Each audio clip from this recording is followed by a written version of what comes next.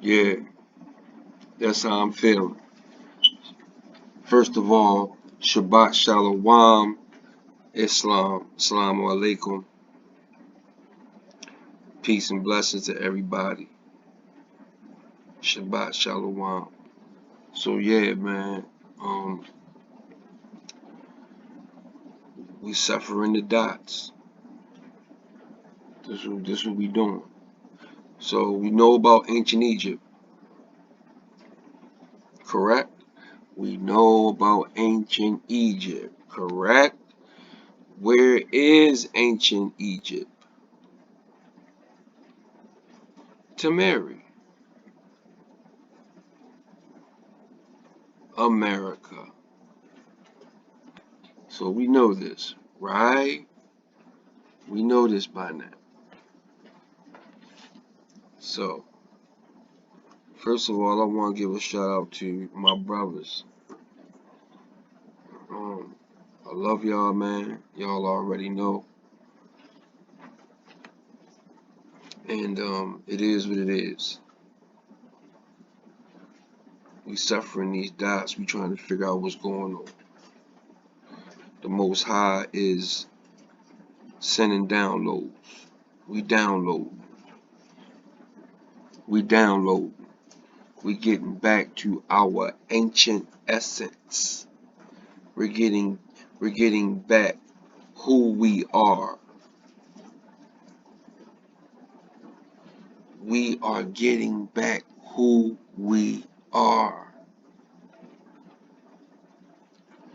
Now, first of all, we know by now that there were many voyages back and forth everywhere. There were voyages everywhere all the time. This thing with Christopher Columbus, that's a situation. But this trade route, this, I don't like to say,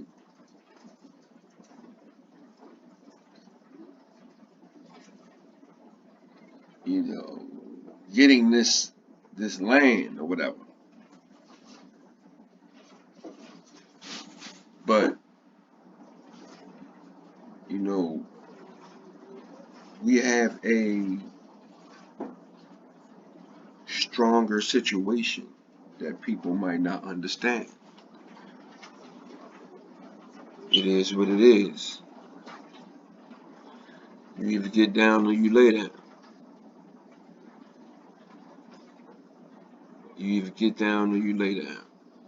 So we know that ancient Egypt is America.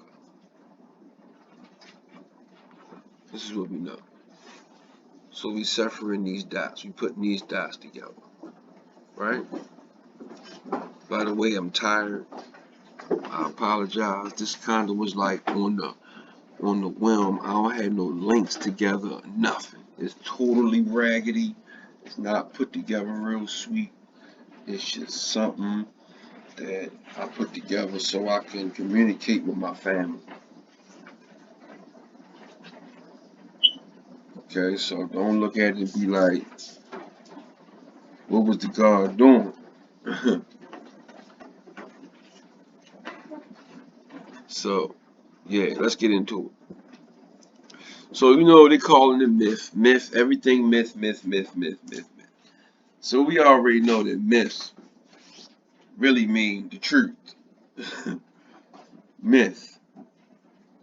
You got the esoteric, you got the exoteric, right? So usually when you see this word mythology, 9 times out of 10 is probably the truth. So let's go into this article real quick. So it says Egyptian mythology is a rich, vibrant, an intriguing belief structure that the ancient Egyptians used to explain their world and to answer the big questions, populated with characters such as Ra, Osiris, Sekhmet, Maat, and Horus. Egyptian mythology was a part of the people's daily life and informed how they behaved and interacted. And it informed how they behaved and interacted, the decisions they made, and the way they prepared for death. We don't like talking about death. Everybody wanna, everybody wants to, I get it, but that's one of the things that it's inevitable. It has to happen. We need to prepare that also. That's one of the important things that we need to invest in. Preparation to make your transition.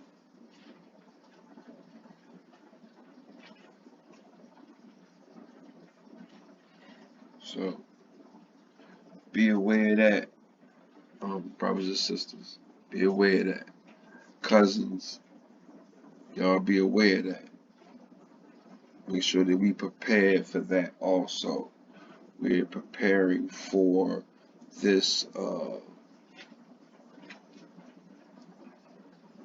this situation that could possibly be happening in real time, but nevertheless, we need to also prepare for our transition.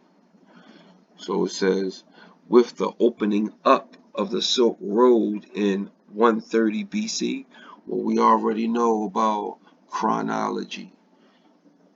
Anatoly Fomenko, shouts to Drop Nation. Anatoly Fomenko, he put together the timeline. And then we went behind it and it correlated.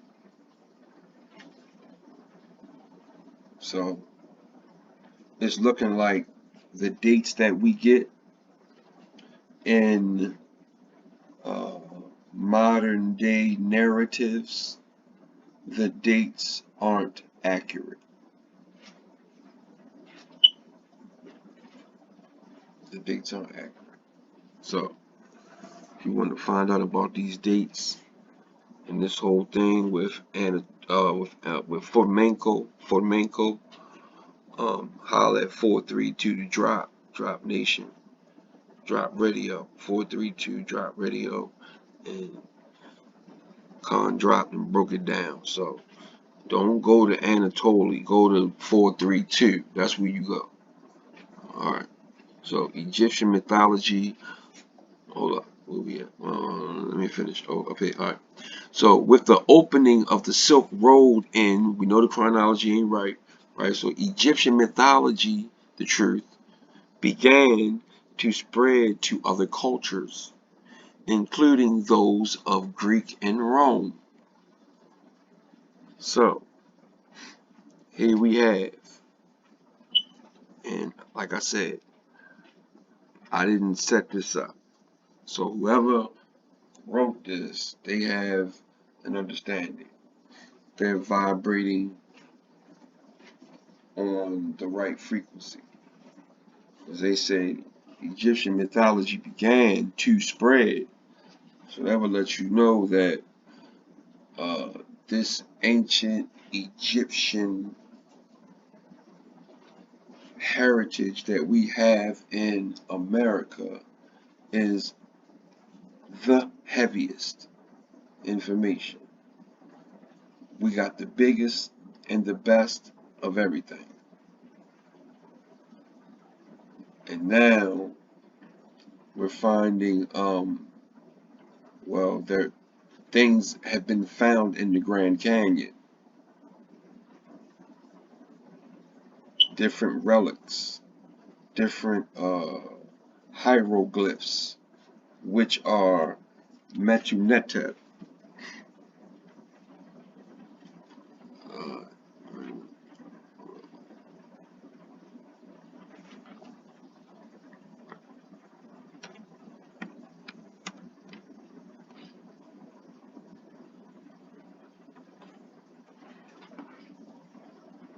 Metunetet.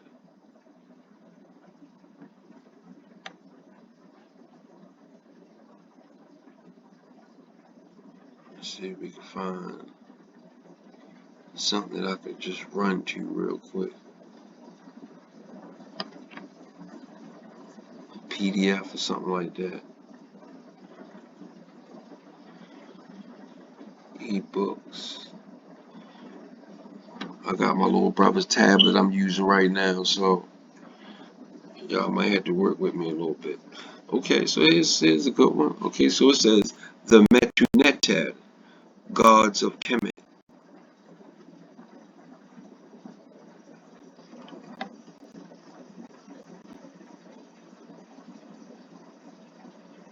He is this okay? He spirituality of the black Africans of ancient Kemet in Egypt was based on the meaning of the Metunetet, hieroglyphs, language, which was recognized as the words of nature. As the words of nature. So the Metunetet is what? Let's read it again. Spirituality of the black Africans of ancient Kemet in Egypt. We know where is Egypt. Where is ancient Egypt? We have two Egypts. We have an upper and a lower. There's also one in the Americas. And the ancestors are downloading through coming up out of the ground. So let it be known. Was based on the meaning of the Metunetet hieroglyphs, language which was recognized as the words of nature. The words of nature. See, dodge the hijack. You can see where they, right here where it says logically right here. See, look right here. I think that's logic. I can't see it. I don't know if you guys can. Let me see if I can close out of this. See how they covering up. See, now if I wasn't me, if I was some kid that was reading this, I wouldn't have seen that it was an ad blocking out the part that we need to see. Ads all over the damn place. Look, jewelry, ads, jewelry, look. And it's hijack shit that we don't even need. So, let me get back, man. So it says, truthfully, the meaning of metu. Look at this, man. Mythologically, no. Truthfully, the meaning of the Metunetet language of ancient Kemet in Egypt, America, expresses how nature came into being from the spiritual world and also how it works.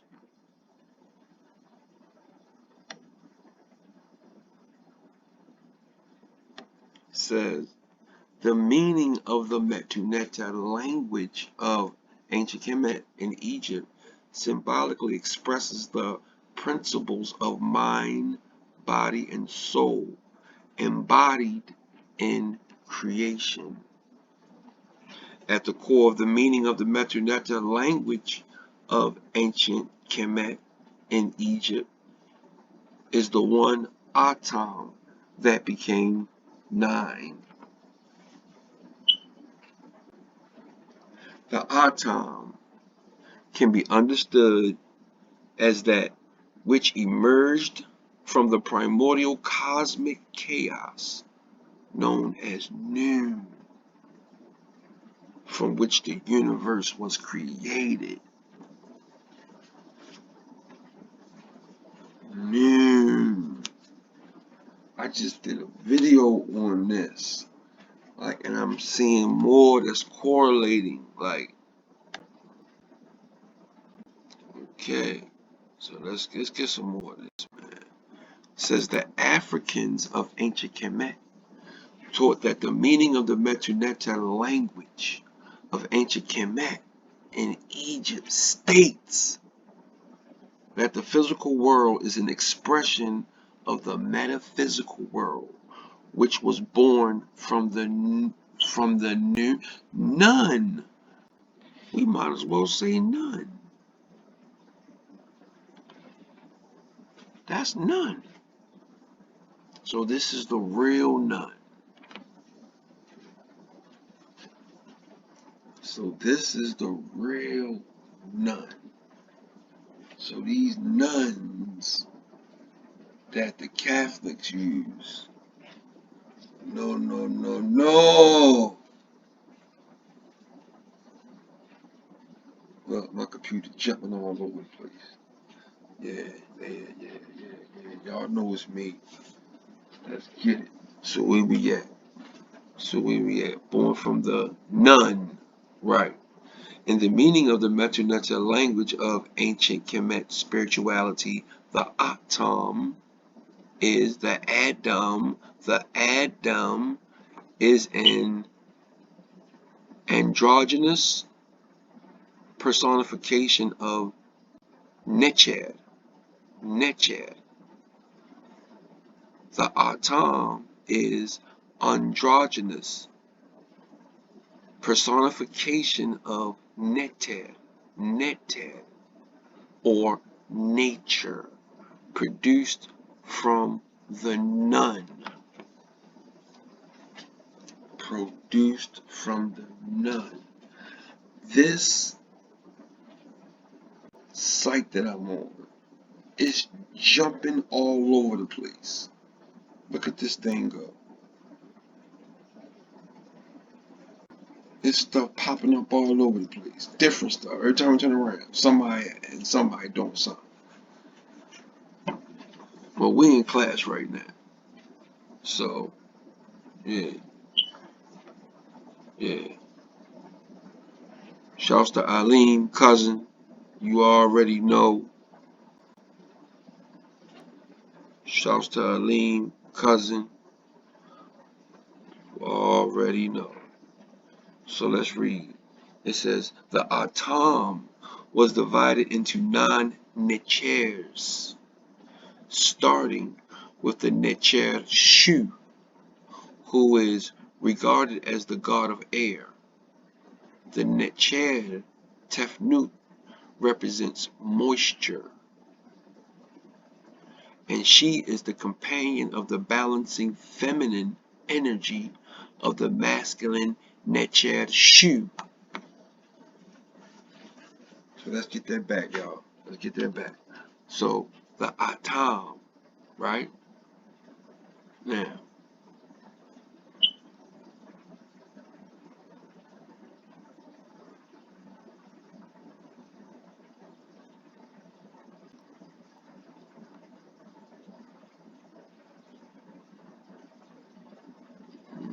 one sec.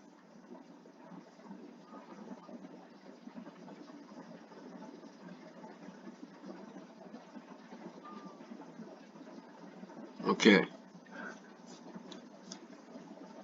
The atom can be understood as that which emerged from the primordial cosmic chaos. So now we know atom, atom, atom, royal,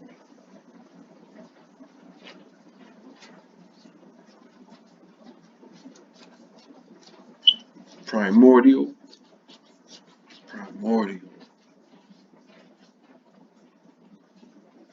primordial cosmic chaos. So just a bunch of just, and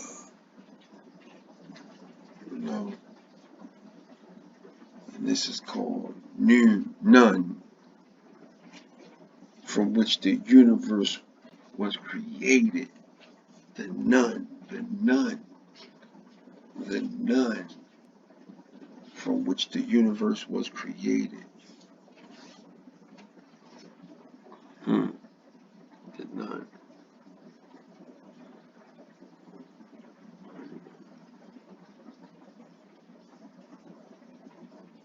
So the atom was divided into 9 netchers, starting with the netcher Shu, who was guarded as the god of air. The netcher Tefnut represents moisture, and she is the companion and balancing feminine energy of the masculine netcher Shu. The next principle, netcher Geb and Nut, represents earth and the sky. The next principle, Netchez Geb, and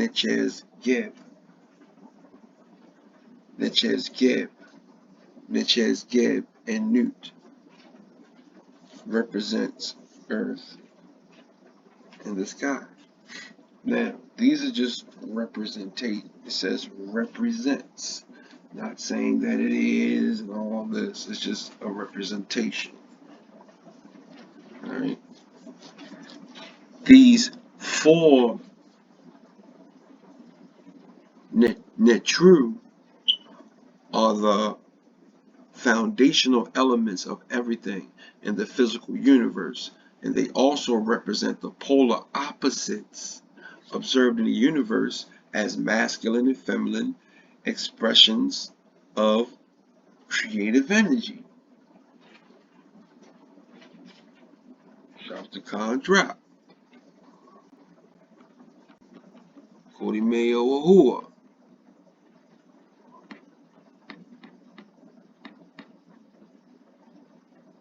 So, I'm just saying, y'all know, man, it is what it is, man. So, this link, it keeps jumping all over the place. So work with me, y'all. Work with me, guys. Please, family. Please work with me. Please work with me. So, so it says, in its original form, the meaning of Metu Neter language of ancient Kemet suggests that the Egyptians were monotheistic, believing in a single God who manifested in different ways, which means everything is actually the creator in an alternative form.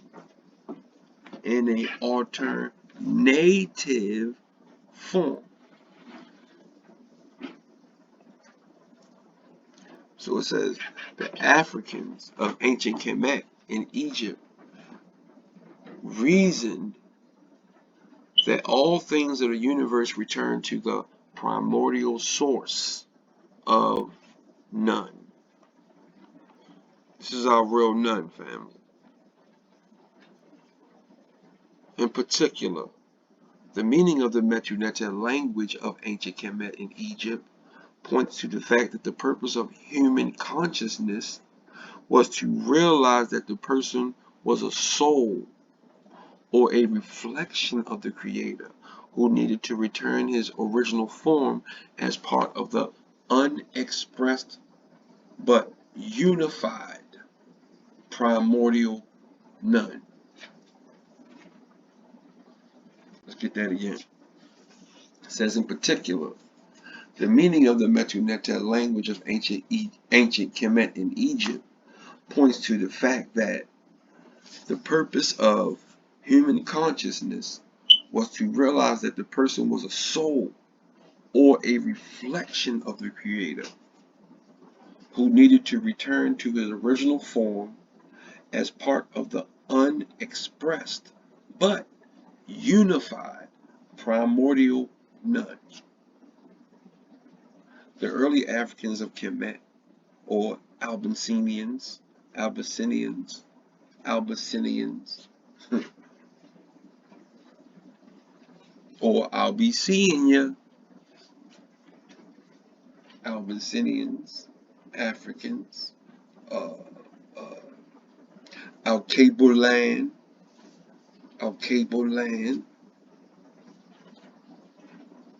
alright, of Kemet, believed that there were two paths to the liberation of the Ka, resurrection or soul, back into oneness, the none, right? So it says the early Abyssinians of Kemet believed that there were two paths to the liberation of the Ka, resurrectional soul, back into oneness, the none.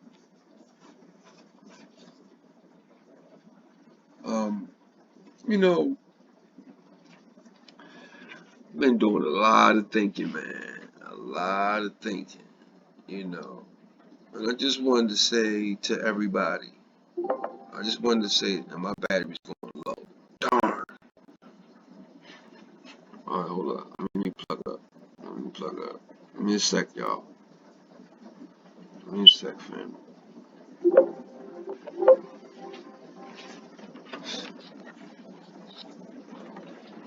Plug up.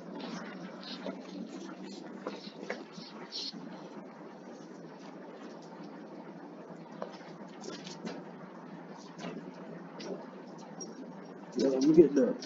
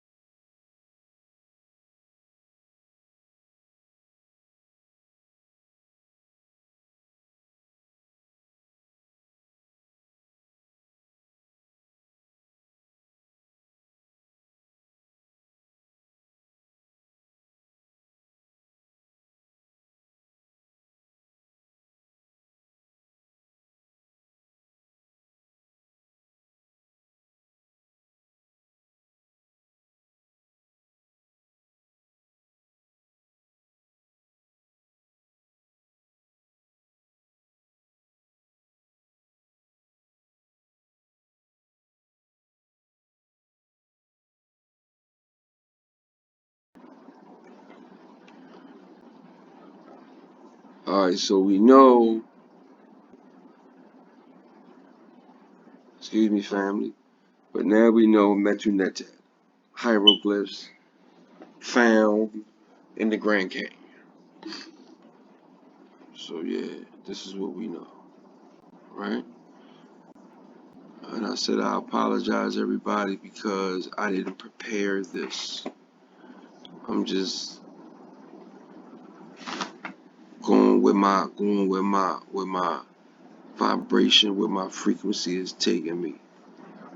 And see, one thing about me is I have to constantly learn. I have to, I don't know if it's because of my ancestors. I just know that there's something in me that makes me want to find out who my folks are.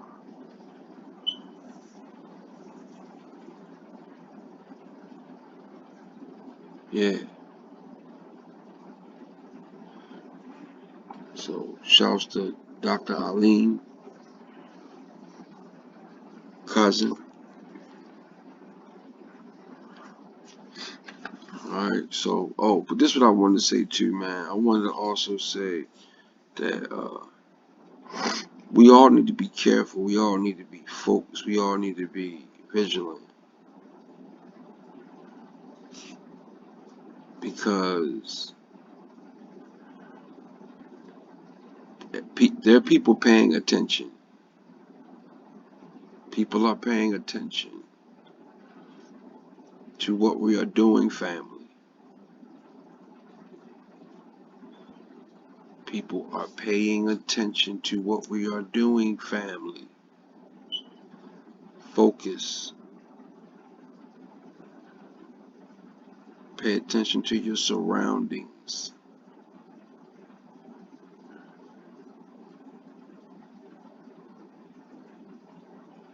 You out moving about, focus.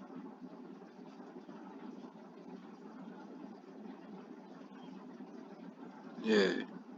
So I'm just saying, and like for me, you know,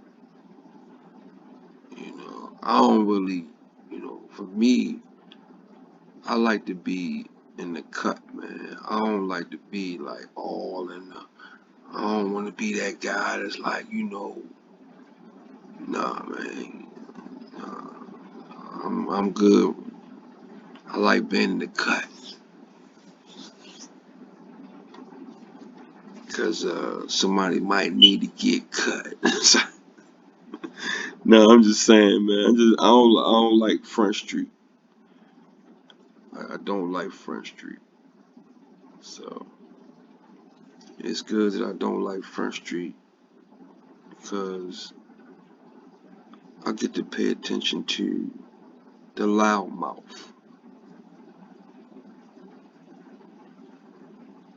So, you know, I know that I have duties. I know that I have a job that I have to do, that my family expects for me to do. I just need you guys to bear with me a little bit because I don't like Front Street. I don't really, you know what I'm saying?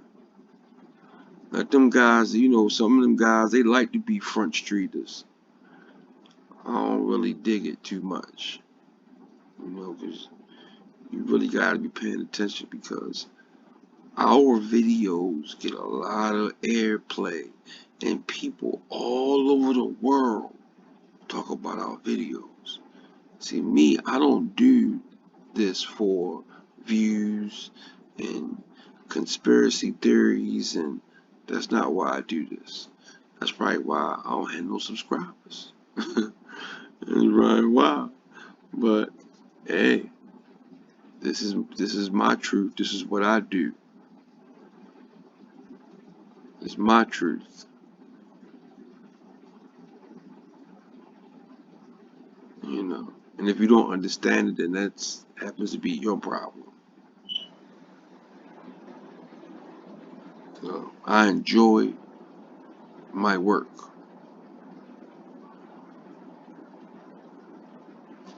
So let me finish. I just want to tell everybody, man, just be careful. Be careful. There's a lot of people paying attention to us. Be careful.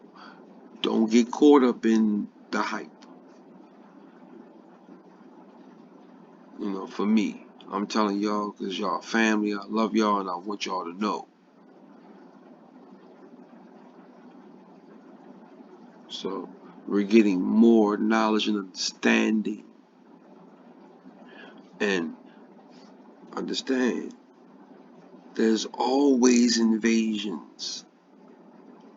So where's the invasion coming from now? Next? Who, what, when, where, how? These different um, time periods in history.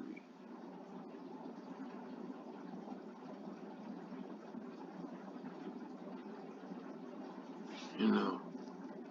So we have to be vigilant and protected. Make sure you are protected. Get protection. So by now, that shouldn't even be. By now, I shouldn't have never even had to say that, but I did. See, because you know, I'm the dirt bag, funky, uh, goofball, retard. Yeah, okay. Yeah, okay. I'm the guy that's watching you in the cut. Say that about him. So you already know.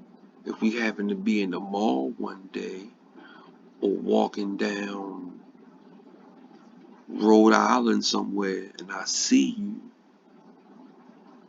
I'm going to confront you.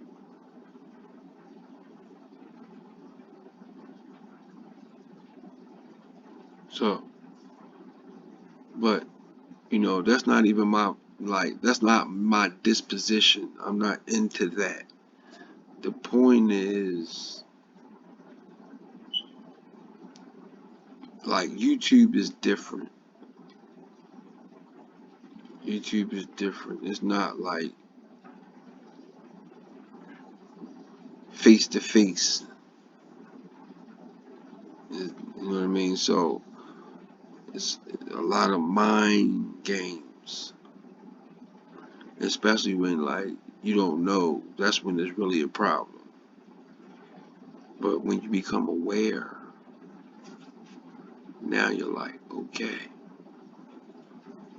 the esoteric and the exoteric, right? So I just wanted to say that. But let me get back to some of this milk. Some of this milk. So it says, with the opening, go back, start that paragraph over again. With the opening of the Silk Road in 130, well, we know that chronology, we already know that. Egyptian truths began to spread to other cultures, including those of Greek and Rome, right? I mean, the concept of an afterlife, of reincarnation, and of gods and goddesses who protected and watched over people would influence these cultures and take root. Now, I didn't even know that.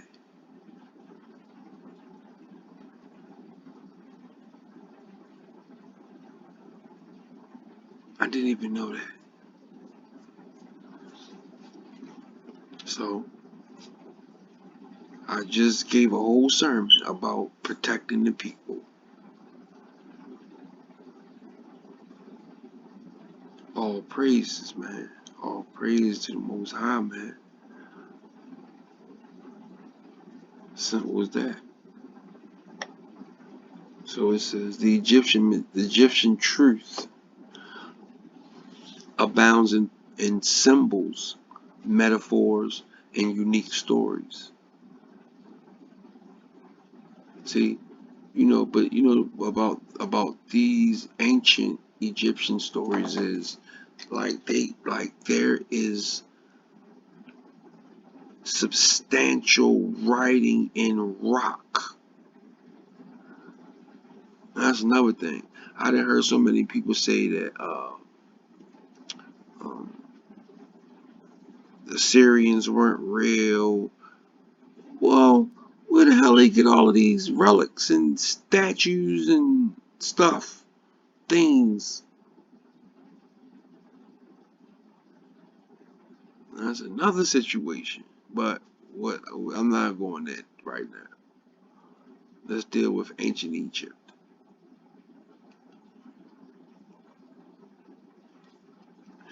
So they're complex and multi-layered, often with no equivalents in other cultures.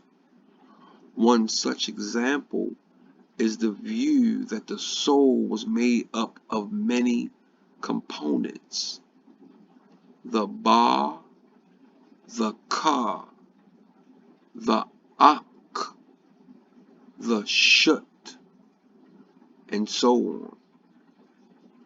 So, Ba, Ka, Ak, Shut.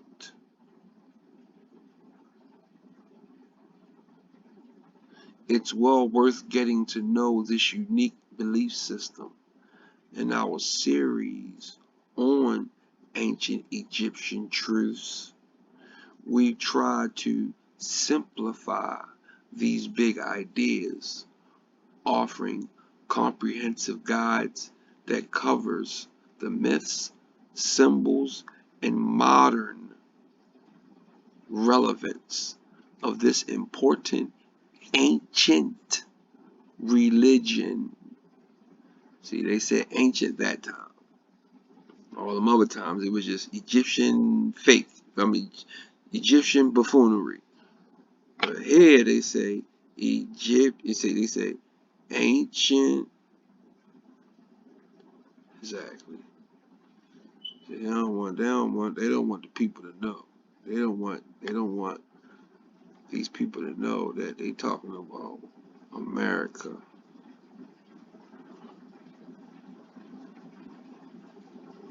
They talking about America, man. So, where was I at? Let me see something for a minute. So, like I told y'all, I'm just belly flopping. Don't trip. All right. So here we go. Ra, Osiris, Sekhmet, Maat, and Horus.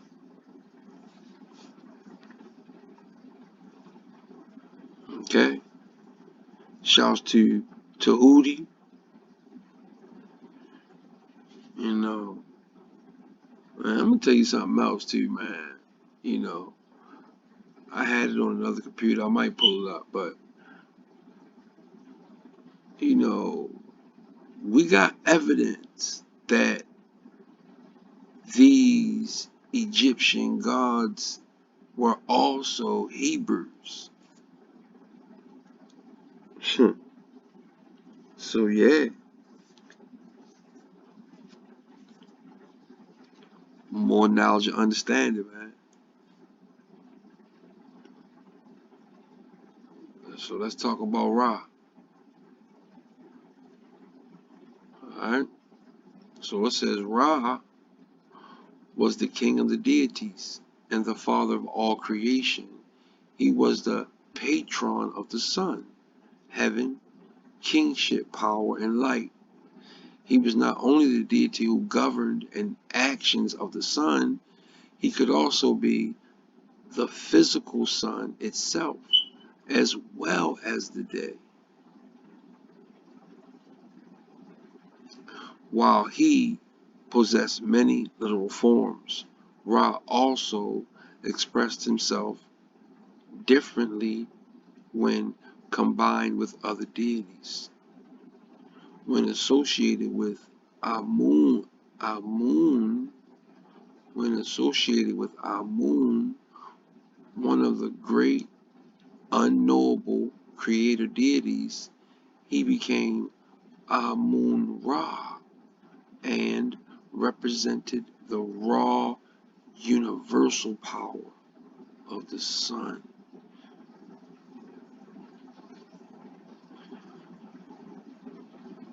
Mm-mm-mm. So yeah,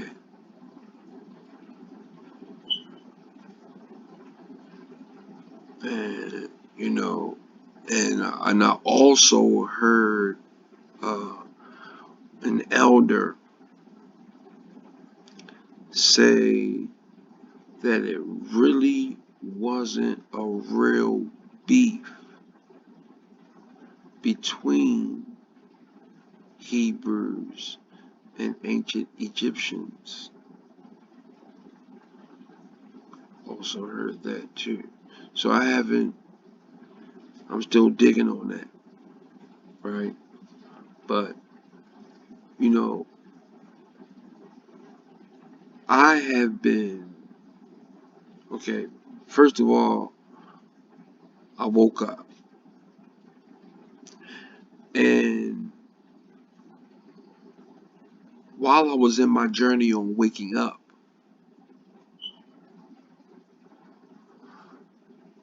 I got into this bad habit of listening to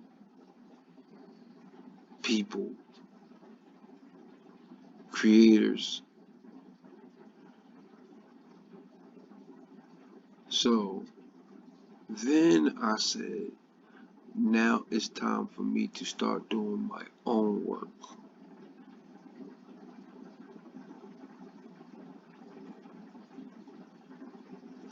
So this is what I've been doing.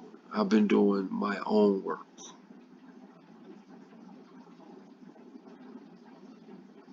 Okay, I'm back to work now. So on the weekends, I'm gonna be thumping them out. During the weekdays, it might be like twice a week. It might be 2 days a week. You know what I'm saying? So let me see if I can pull this up. See, I'm in the basement, y'all. Hold up. See, I'm in the basement. I'm in the dungeon. You hear me? I'm in the dungeon getting work done. You hear me? So I'm here, y'all. I'm here. I'm here. Right? So let's go to Ra. Right? So it says, while he possessed many literal forms, Ra also expressed himself differently when combined with other deities. When associated with Amun, one of the great unknown creator deities, he became Amun Ra and represented the raw universal power of the sun. Combined with Horus, he became Ra Horakti, Ra Horakti, or Ra Horus in the horizon.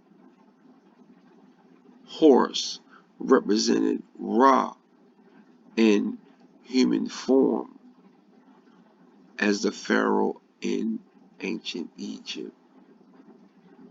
Ra could also take the geese of his fierce of his fierce daughter Sekhmet, or his loving daughter Hathor. He moved the sun across the sky as the beetle Khepri,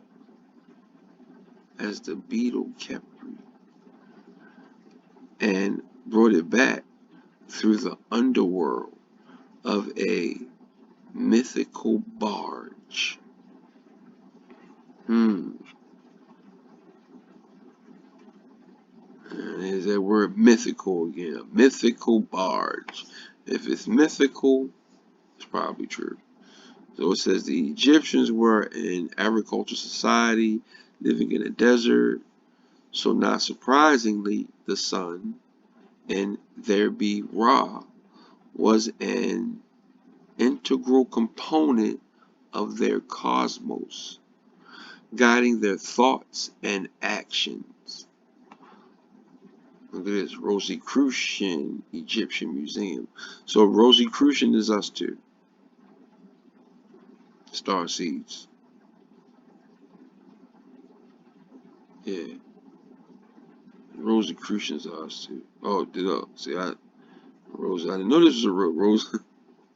So I'm belly flopping. My bad, man. I didn't. Look, check this out. Hold up. Ooh, what did it say?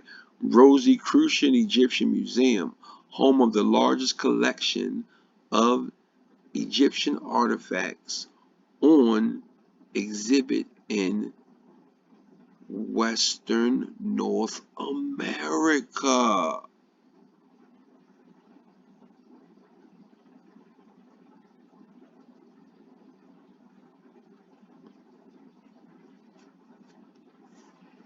Man, oh man, man, oh man.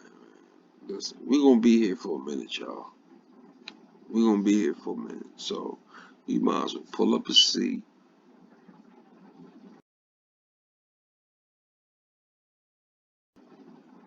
Wait a minute, I'm gonna take 5. Give me 1 second. Let me get some water, cause I've been on here for an hour and I didn't even realize it. But let's talk, man. We're gonna talk a little bit. Let's flood. I hope YouTube let this video go through, cause YouTube don't be sending my videos through, man. I'm telling you, I done had about 50 videos that YouTube did not send through. You know, because they gotta scan it, monitor it, and all this stuff. Hold up, let me fair use. Whew, forgot all about that. See, I'm on my little brother's computer. My computer has all this already. You know, I have this already set up on my computer. My fair use. Man, I done put up fair uses and they still ain't let it go through. YouTube like we not playing with that boy. Yeah, not playing with them. So fair use, copyright law, fair use, copyright law, fair use, copyright law. I'm looking for another one.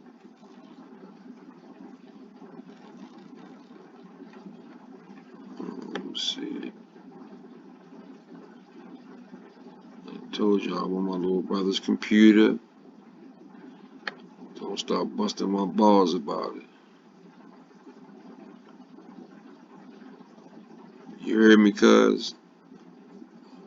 Alright, man, I'm getting on my case about it. Alright, so this is the only one I got for you right here, man.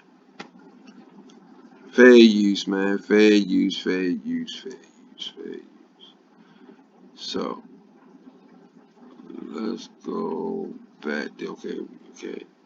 Man, this is heavy. Rosicrucian Egyptian Museum, home of the largest collection of Egyptian artifacts on exhibit in Western North America. Man, let me find out.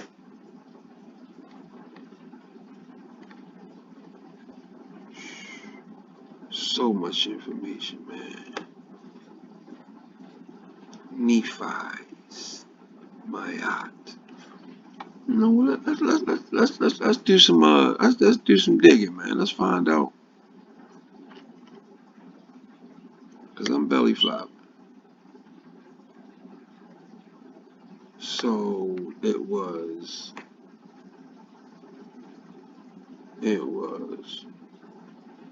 Ra, Osiris, right?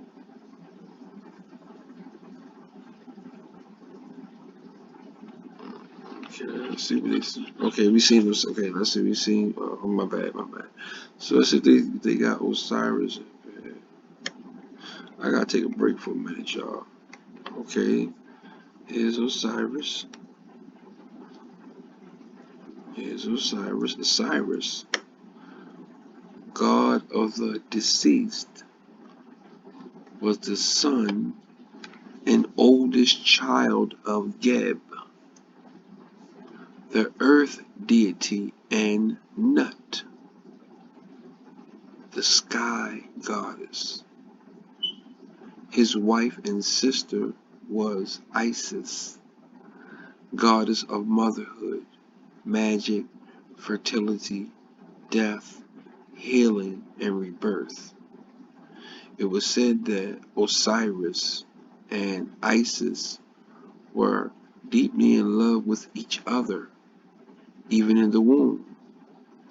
In the new kingdom, Osiris was considered the master of the underground world, the next world, the afterlife. In the mythology before becoming master of the afterlife, Osiris ruled Egypt and taught agriculture and gave laws and civilization to humans.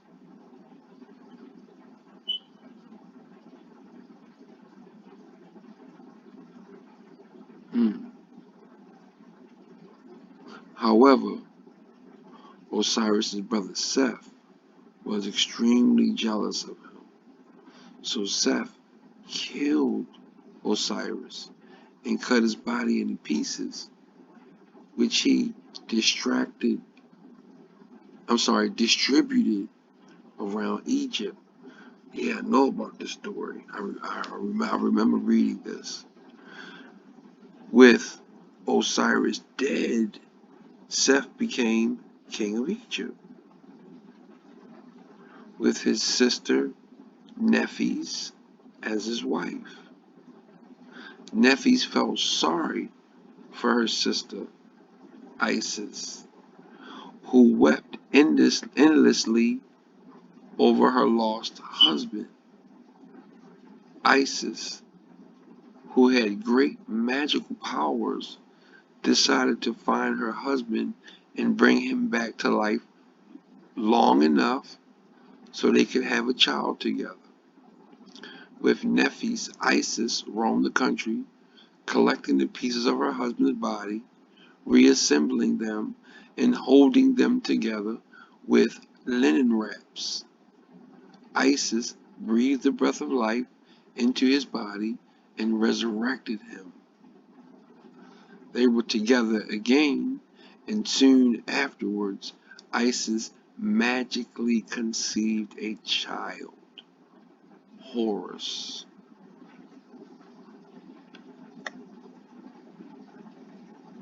Hmm.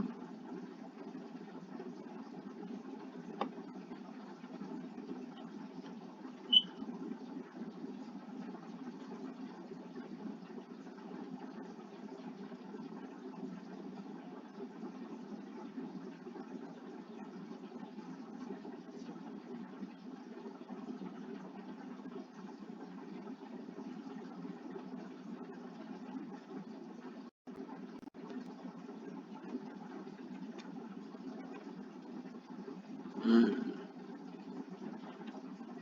Uh, Click and hold to rotate. Alright, so click to rotate. Oh, okay, okay. Check this out though.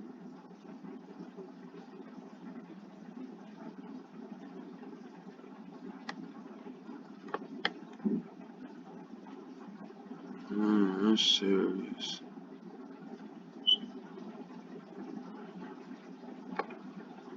Hmm. My people serious, boy.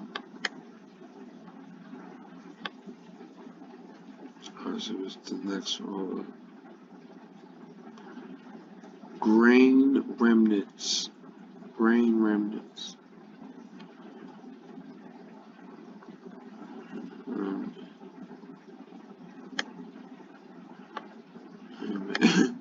it's not. Excuse me. It's not active right now.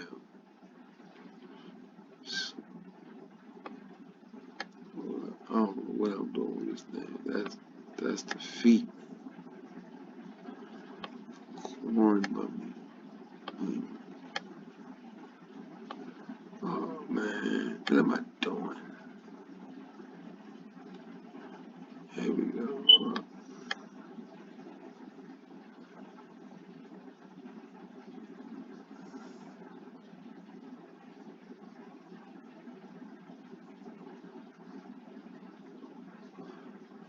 That's inside of his head.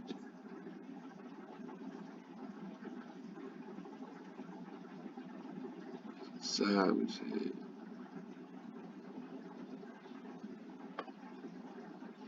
Wait a minute, family.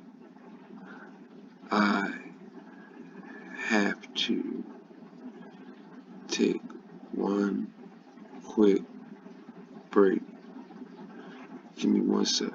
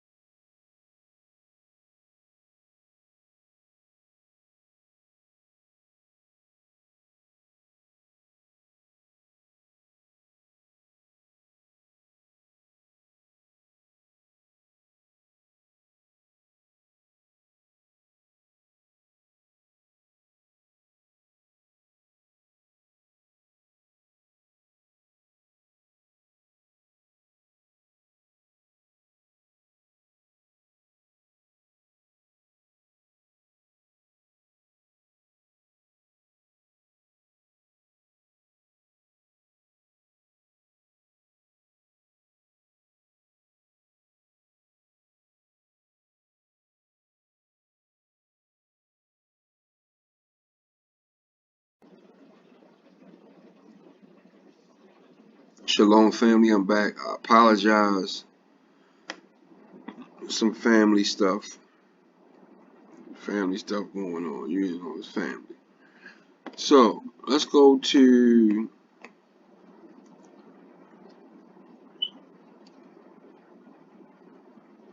Maat, Sekhmet.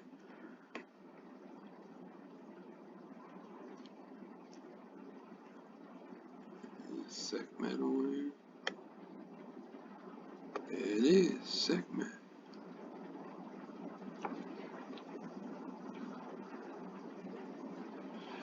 Man, I can't get over it. I mean, I just can't believe it. It's just so boldly home to the largest collection of Egyptian artifacts on exhibit in Western North America. Read between the lines. So it says Sekhmet. Alright.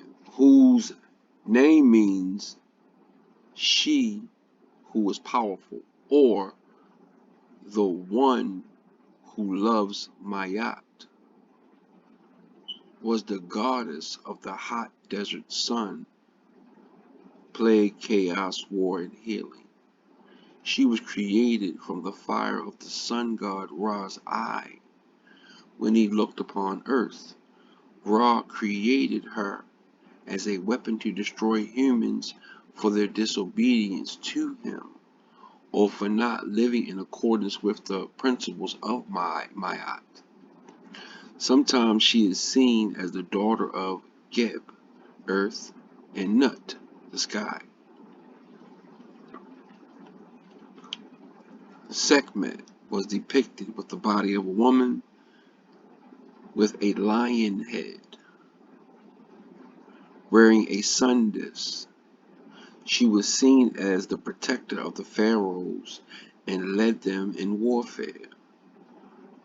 When she was in a calmer state, she would take the form of the household cat goddess Bastet. Sekhmet was a terrifying goddess. However, for her friends, she could avert plague and cure disease. She was the patron of physicians and healers. The ancient Egyptians believed that Sekhmet had a cure for every problem.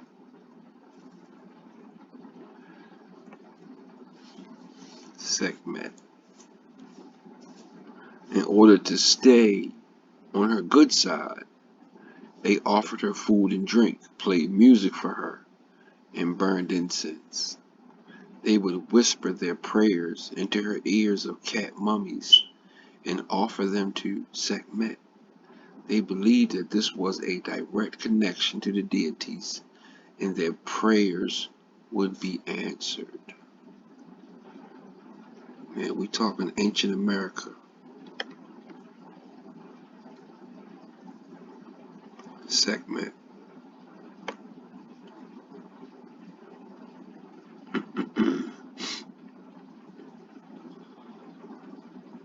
Maat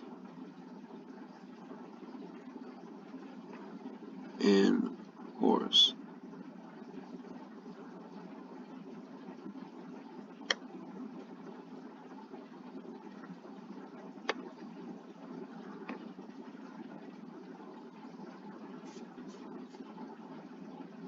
Rosicrucian Egyptian Museum. Rosicrucian deities in ancient Egypt. And ancient Egypt is where? That's right, family. Maat. Maat. Maat was the goddess of truth, justice, balance, and most importantly, order. In paintings, she was depicted as a woman who was either sitting or standing with an ostrich feather on her head. And in some cases, she was depicted with wings. According to the creation myth truths, Maat was created when Ra arose from the waters of noon, chaos, because we know how noon came to be about. Maat was often considered to be the daughter of Ra and was married to Thoth, god of wisdom. However, Maat was more than just a goddess to the ancient Egyptians.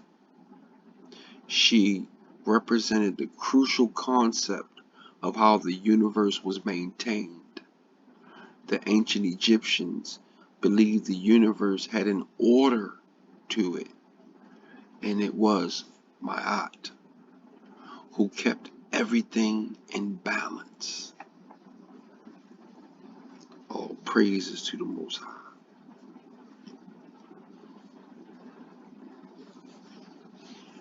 The most truth-telling,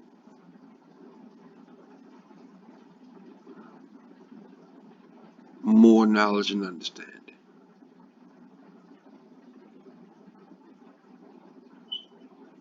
This helped the ancient Egyptians develop a strong sense of morality and justice.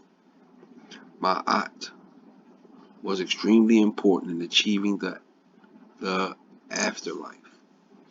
According to ancient Egyptian truths, after the death of the body, everyone had to pass through the Hall of Judgment, where a person's heart was weighed on a scale against Ma'at's feather of truth. If the deceased person heart balanced with Ma'at's feather, they can continue their journey to the afterlife. If not, their journey ended.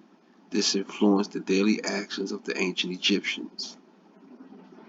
So this image here is the deity of Maat in winged form. It's seen on the side of the temple of Sobek, Egypt.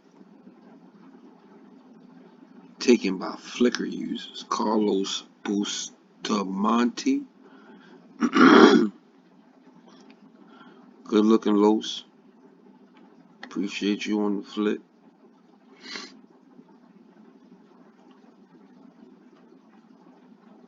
Yeah. So, and then we know Metu Netchad. Metu Netchad. Let's see if we can find. Let me see something.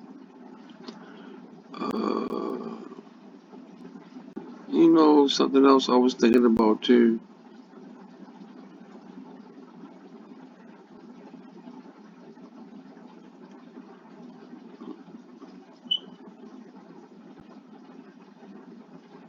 Black Panthers. Wakanda was stunning. Now, I want a South American version.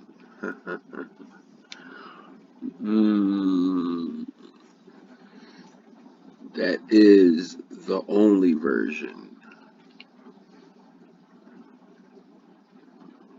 That's the real version. See, look, here we go again. Start flipping.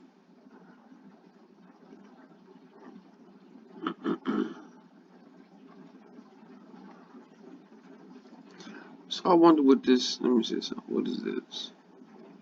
Let me see what they showing on here.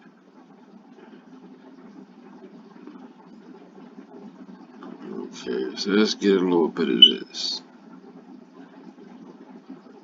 It says Black Panther Wakanda came into our lives and showed us a beautiful utopia, an Abyssinian nation that prospered free of imperialist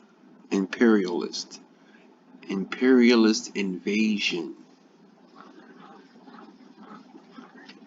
Free of imperialist invasion.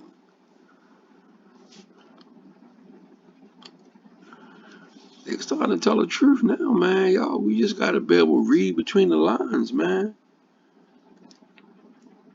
They give us a lot of information on a lot of these sites. But you know, you have the SO and you have the XO. So, what does that say? Prospered, free of imperialist invasion. And it made me curious. What Wakanda's South American equivalent look like?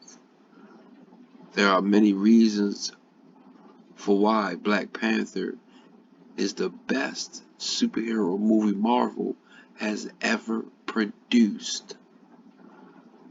Did y'all know that? It was the best Marvel movie produced.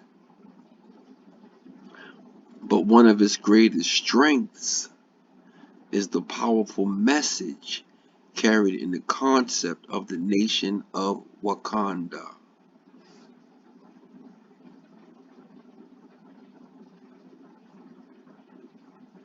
Let's see what they say. In the movie, Ulysses Claw explains that many have looked for this hidden nation. Explorers have searched for it, called it El Dorado. They looked for it in South America, but it was in Abyssinia the whole time. So it says canonically, so we already know. Come on, man. They playing a lot of games. Wakanda is the only such nation. But what if just as there is Wakanda in Africa, there was also a place in South America that remained free of colonialization? Of course, the cultures and natural resources in both continents, each of which in their own ways are extremely diverse, from coastal areas to mountain ranges to deserts, like the Nile Valley, like the Mississippi River, bodies of water connecting, are very different. A movie about such a country in South America might have a vastly different story. But both continents were brutally exploited by colonization, the effects of which continue to persist today. They own it. So it says Latin Americans and Native Americans were also moved by the idea of a nation untouched by the pillaging and destruction of colonization. It makes one wonder, what would a South America Wakanda look like? And what could we learn from it?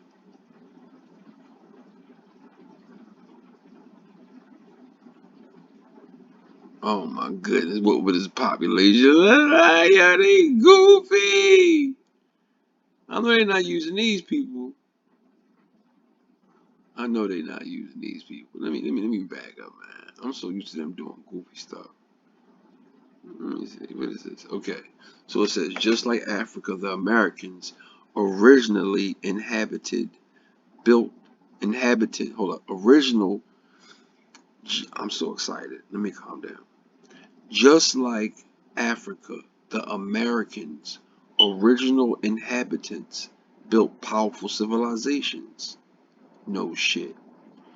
Trading with each other and even traveling overseas.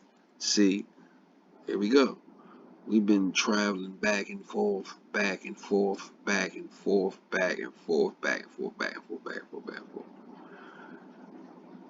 But guess what? Some of us are still here. Some of us haven't gone anywhere. Some of us might have went somewhere for a minute and came back. But most of us still here.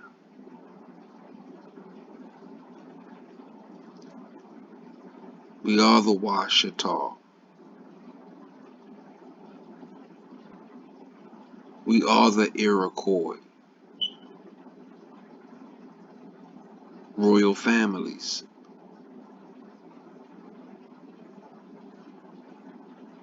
I can show y'all my stuff. Are you willing to show yours? My family knew about my lineage before I knew.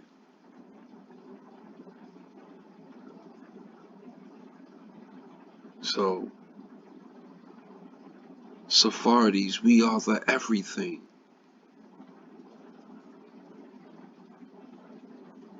We have always been the royal everything. We were hijacked. I can see it in my paperwork where we were hijacked. I see it. All I need is my cousin to sit down with me and just look at some paperwork with me.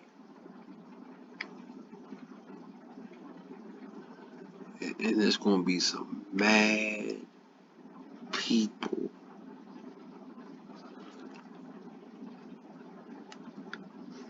And we talking about us Moors.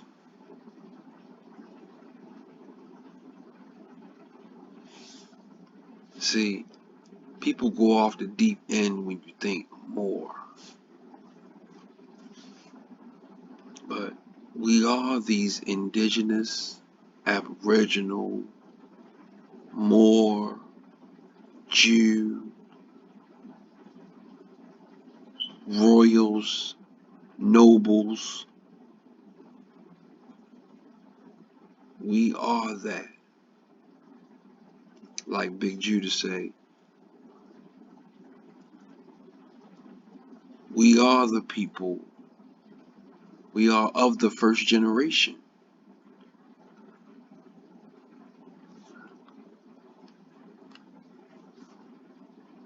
So yeah, let me finish reading.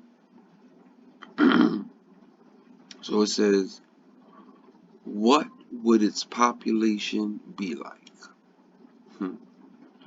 Just like Africa, Abyssinia, the Americans, original inhabitants, built powerful civilizations, trading with each other and even traveling overseas. However, colonization took its toll, and currently it's estimated that only 522 ethnic groups remain in South America. Systematic cultural erasure and forced mestizaje,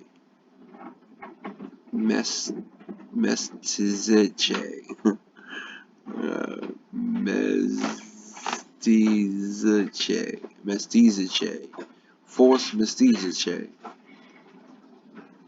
I gotta look into that word. Has resulted in a majority of population that is largely unaware of its indigenous roots, and at worst feels a need to completely disassociate itself from them.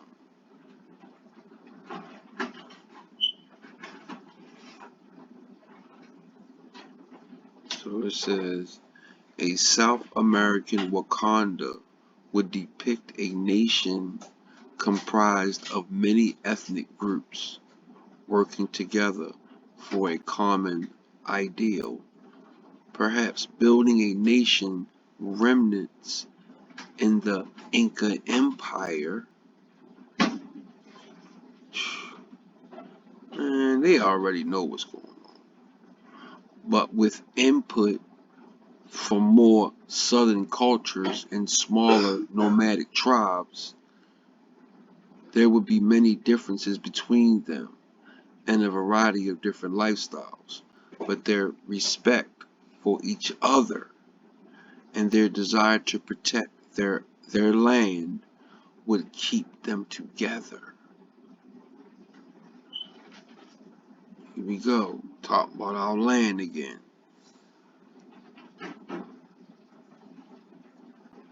It says, but of course, as a place where colonization never brought about the mix of European and native peoples of South America, Wakanda would racially look very different from the current population of South America. That's true.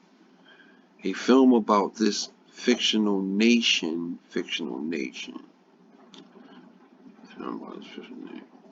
will have to find new ways to represent current Latinx cultures, which are greatly influenced by the European and or African percentage. So let's finish going. So it says, in some ways, this story might resemble Killmonger's story more than T'Challa. For all the violence, of course, a person of mixed heritage's journey to reconnect their roots and discover who they are. What's this? All clad for America.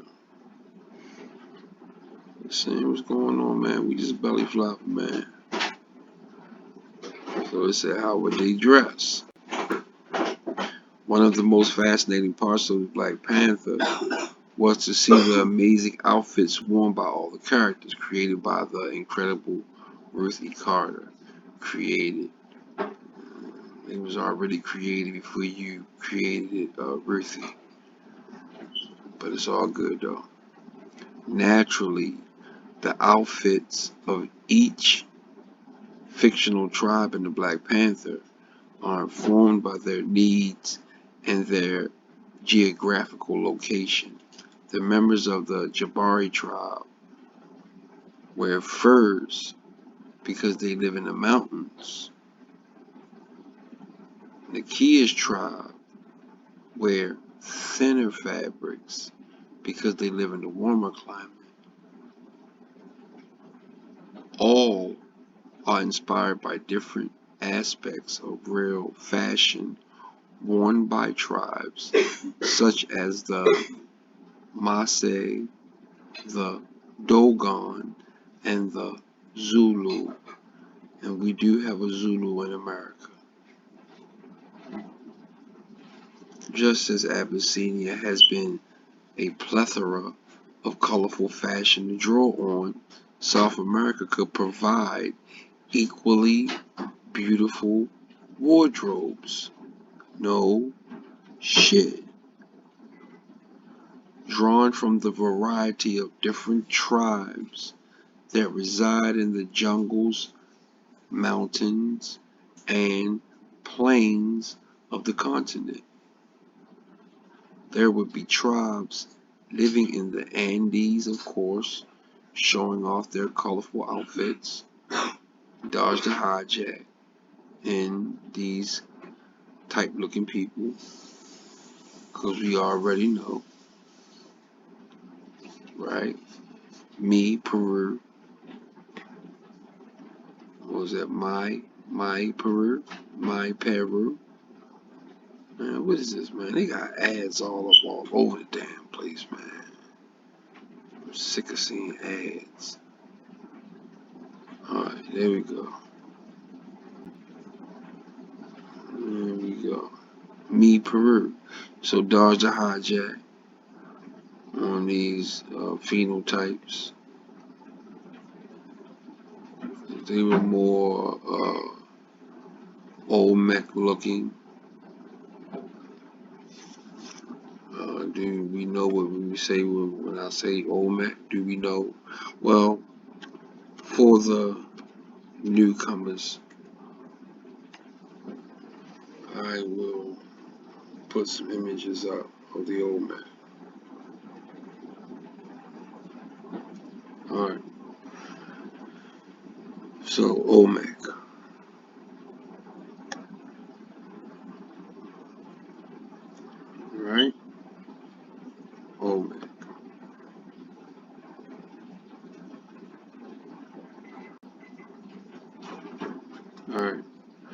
So it says the very use of feathers, grass, different types of piercings, and facial paint would make everyone stand out.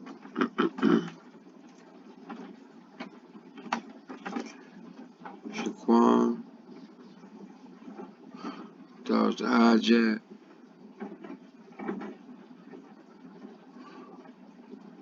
And clothing could be gorgeously regal,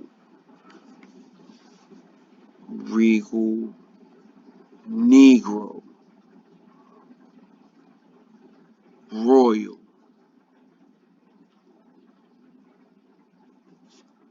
Okay, so royal,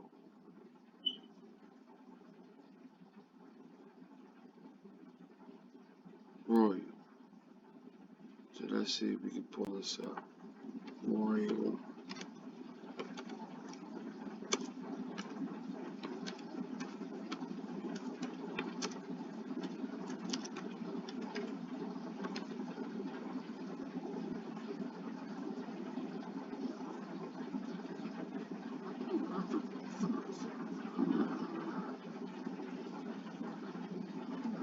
Alright. The complete royal families of ancient Egypt.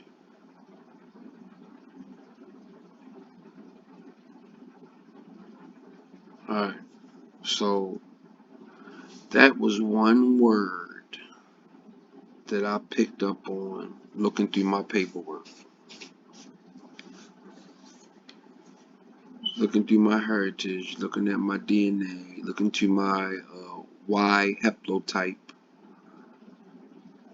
I saw this royal a lot. I wanted to know what that meant. So I started digging on who these royals were. Come to find out, the ancient Egyptians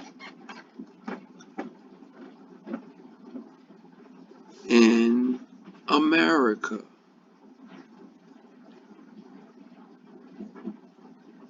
So then my cousin, shouts to Dr. Aline, he put this book to my attention.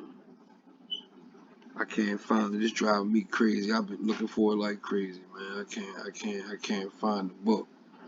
I mean, I'm talking about like the PDF. So I'm definitely gonna buy the book. But here's a book. It says Ramses III, father of ancient America. What?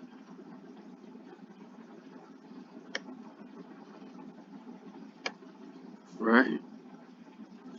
So let's see if we can read a little bit of this. See what they talking about. See what I think this is at Amazon. See what Amazon talking about. So R.A. Jarasboy, Ramses III. Okay, father of ancient America. Karnak, Egyptology, History, American Studies. In a bold attempt to rescue and restore American history to its rightful place, R.A. Jarasboy, the world's leading authority on cross-cultural Egypto-American civilizations, reconstructs the realization of Ramses III, wished to find an earthly paradise.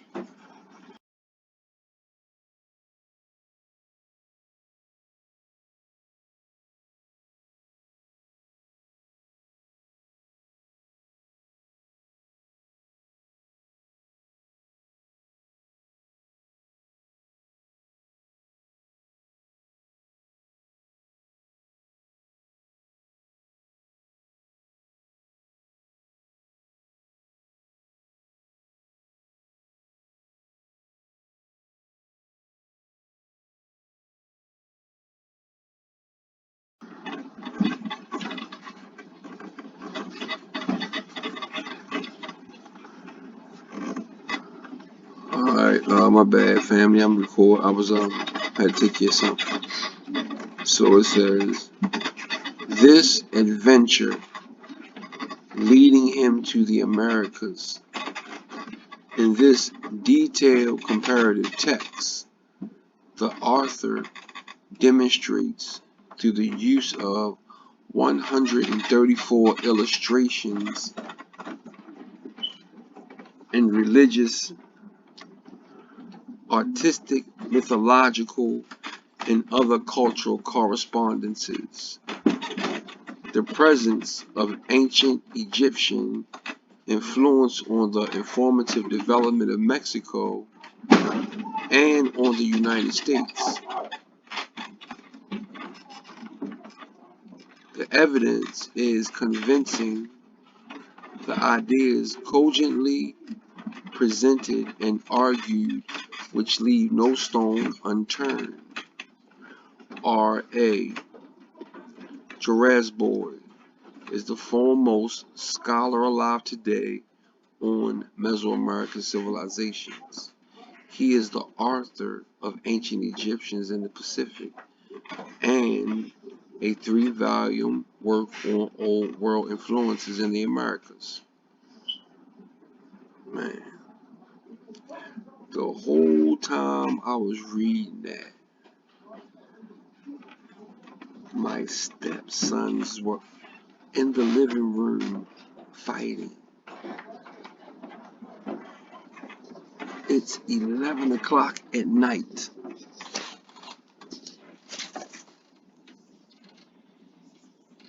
And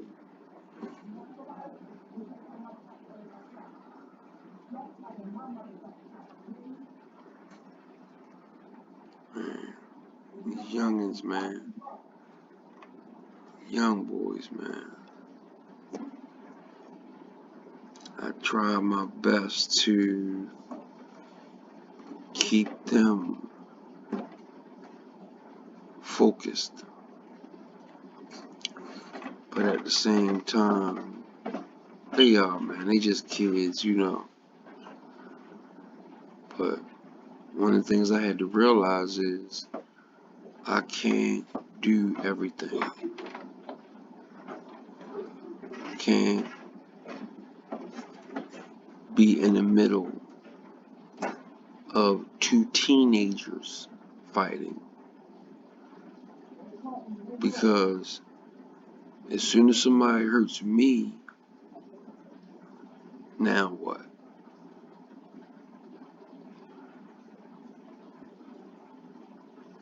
So it's always one, man. It's always somebody that don't want to act right. Always somebody, man. Us as a people, man,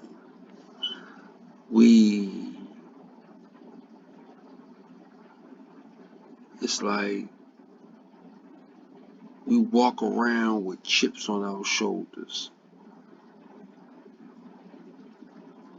We always walk around trying to prove that we not soft.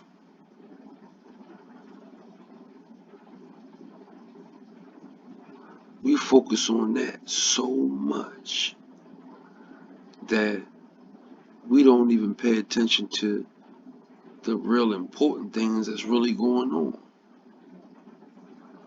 Everybody want to look hard. Everybody want to be hard. Everybody want to be.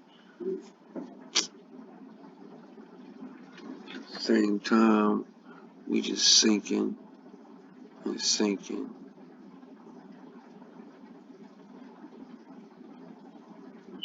But you can't save everybody, man. You cannot save everybody.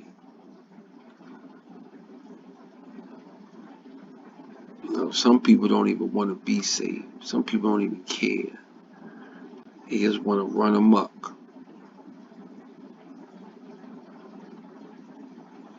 I ain't trying to point no fingers at nobody, but I was young once before too. I get it. But my reading might have been a little off on that paragraph because it was something going on in my house. It's, it don't usually happen, but every once in a while they gotta happen. Teenage boys, come on, man. Ain't no way you gonna keep them from, you know, not wanting to get into it every once in a while. You know, so it is what it is. But for the record, I want to read this again because there was so much going on.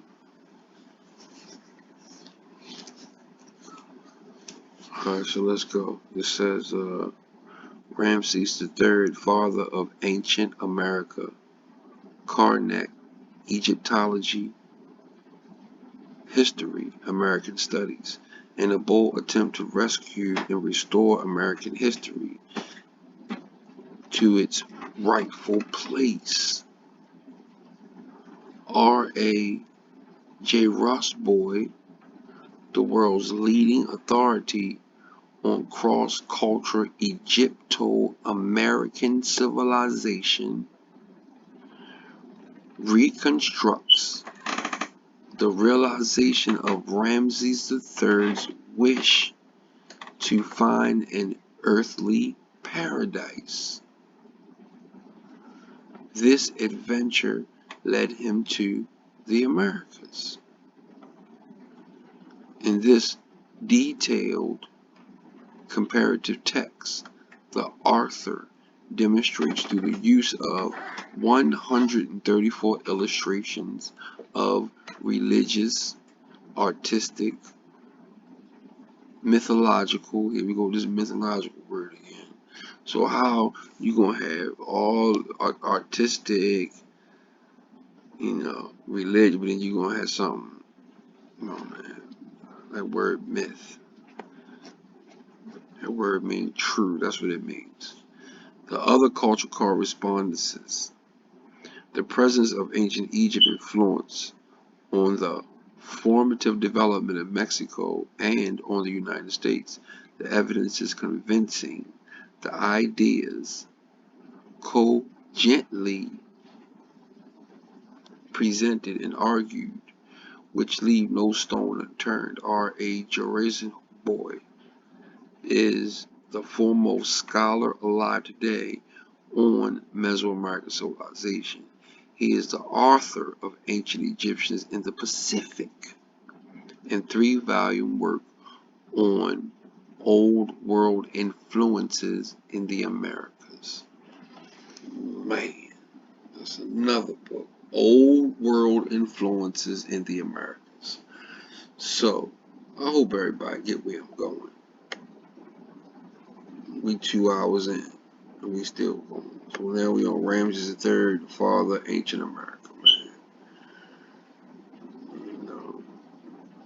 The father of ancient America, man. So what is this? Ancient Egyptians and Chinese in America. Look at this, man. Heavy. Excuse me. We have a heavy, heavy history. So let's read some of this Wakanda. Wakanda. Coming from Black Panther, right? So they wondering, are they actually talking about America? When we already know, thanks to another one of my brothers, Cody Mayo Ahua, right? So yeah. So it says Wakanda. Wakanda is a fictional whatever country in whatever East Africa, whatever stop line, appearing in American comic books published by Marvel Comics.